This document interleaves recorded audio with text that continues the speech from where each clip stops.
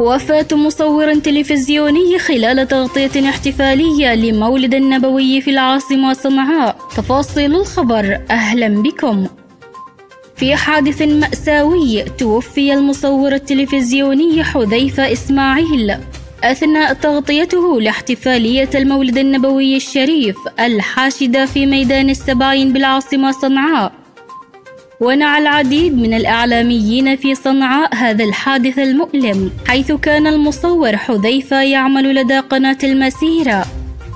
وبحسب التقارير الواردة فقد سقط المصور حذيفة من على شاشة عملاقة خلال تغطيته الاحتفالية، مما أدى إلى إصابته بجروح خطيرة، وقد تم نقله على الفور إلى المستشفى لتلقي العلاج، إلا إنه للأسف فارق الحياة متأثرا بإصابته.